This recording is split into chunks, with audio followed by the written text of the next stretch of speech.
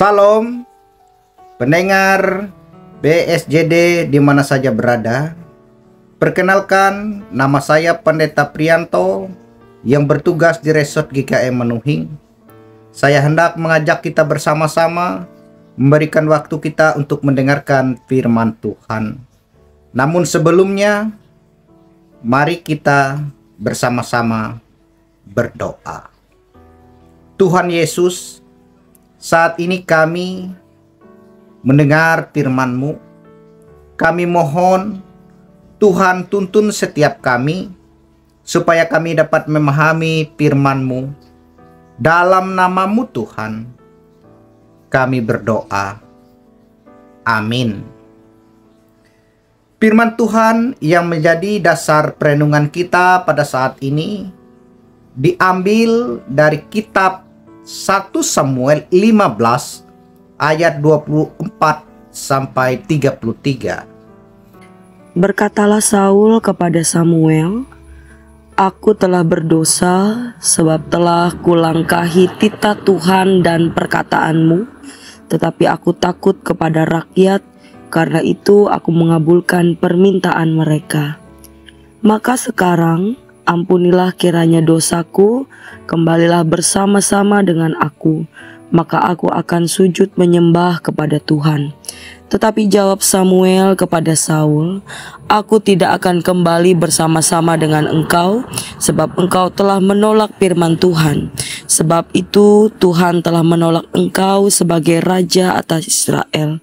Ketika Samuel berpaling hendak pergi, maka Saul memegang punca jubah Samuel, tetapi terkoyak. Kemudian berkatalah Samuel kepadanya, "Tuhan telah mengoyakkan daripadamu jabatan raja atas Israel pada hari ini, dan telah memberikannya kepada orang lain yang lebih baik daripadamu. Lagi sang mulia dari Israel tidak berdusta, dan ia tidak tahu menyesal, sebab ia bukan manusia yang harus menyesal. Tetapi," kata Saul, "aku telah berdosa, tetapi tunjukkanlah juga hormatmu kepadaku sekarang di depan para tua-tua bangsaku dan di depan orang Israel. Kembalilah bersama-sama dengan aku, maka aku akan sujud menyembah kepada Tuhan Allahmu." Sesudah itu kembalilah Samuel mengikuti Saul, dan Saul sujud menyembah kepada Tuhan. Lalu berkata Samuel, "Bawa kemari Agag, raja Amalek itu." Dengan gembira Agag pergi kepadanya, sebab pikirnya sesungguhnya kepahitan maut telah lewat. Tetapi kata Samuel, "Seperti pedangmu membuat perempuan-perempuan kehilangan anak, demikianlah ibumu akan kehilangan anak di antara perempuan-perempuan." Sesudah itu Samuel mencincang Agag di hadapan Tuhan di Gilgal.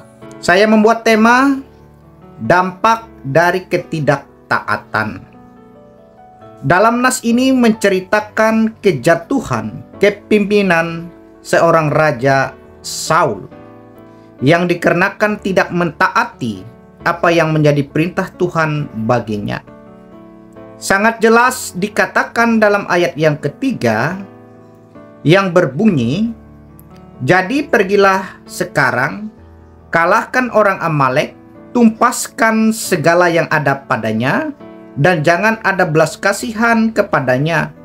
Bunuh semuanya, laki-laki maupun perempuan, kanak-kanak maupun anak-anak, yang menyusu, lembu maupun domba, unta maupun keledai." Tuhan menyuruh Saul membunuh semua orang Amalek. Namun yang dilakukan Saul, dia hanya menawan raja Amalek dan membunuh rakyat biasa, serta membunuh para domba, kambing, lembu-lembu yang tidak berharga. Tetapi kambing, domba, dan lembu yang berharga dan yang bagus ditawan dan diambil. Sedangkan yang menjadi perintah Tuhan kepadanya, semuanya dia harus membunuh semuanya sampai tidak ada sisanya. Hal yang dilakukan Saul bisa kita lihat dalam ayat yang ke-8 sampai yang ke-9. Agag raja orang Amalek ditangkap hidup-hidup. Segenap rakyat ditumpas dengan mata pedang. Tetapi Saul dan rakyat itu menyelamatkan Agag dan kambing, domba, dan lembu yang terbaik dan tambun. Pula anak domba dan segala yang berharga. Tidak mau mereka menumpas semuanya itu.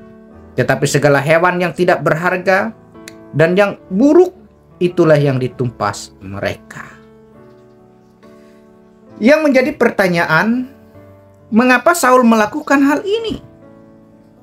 Kalau kita melihat dari segi politik, Saul sampai melanggar perintah Tuhan. Satu, ingin mengambil keuntungan. Contohnya yaitu mengambil kambing, domba, lembu, dan tambun yang bagus yang dimiliki oleh orang Amalek. Dua, ingin dipandang hebat oleh orang lain. Contohnya, Saul tidak membunuh Raja Amalek, namun menawan Raja Amalek untuk menjadi tawanan, supaya diperlihatkan bahwa Raja Amalek dapat dikalahkan olehnya kepada orang lain. Karena pada zaman itu, jika raja mengalahkan raja lain, dianggap hebat.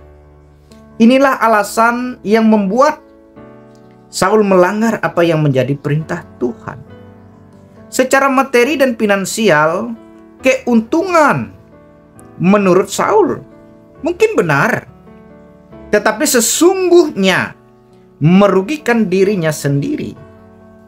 Karena atas pelanggaran dan ketidaktaatan Saul atas perintah Tuhan, membuat Tuhan marah karena tidak mentaati firman-Nya.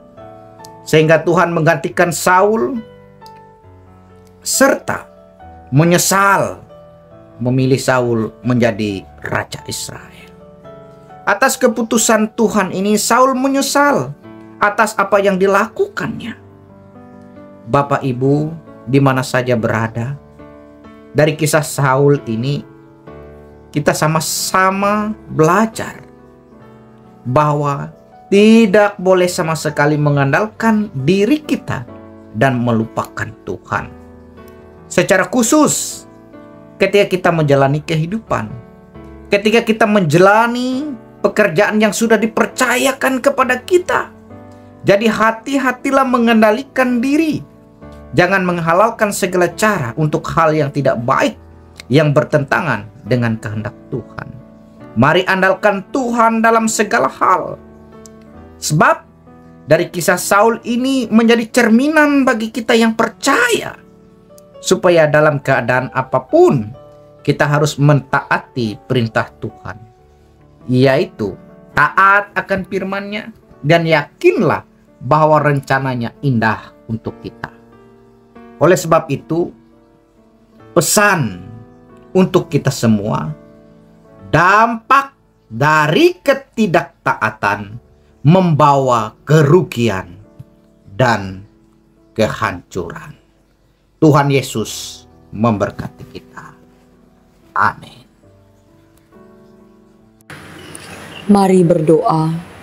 Allah Bapa yang Maha Kuasa, Allah yang kami kenal dalam nama Yesus Kristus, terima kasih atas kebenaran firman-Mu yang boleh diperdengarkan bagi kami. Kiranya firman Tuhan mampu untuk menuntun setiap langkah juang kami. Bahkan berkati dalam setiap aktivitas kegiatan kami sepanjang hari ini. Dalam setiap pekerjaan, usaha, bahkan apapun yang boleh kami lakukan. Kami yakin dan percaya Tuhan boleh ada dalam kehidupan kami, memberkati bahkan melindungi kami. Terima kasih Tuhan. Amin.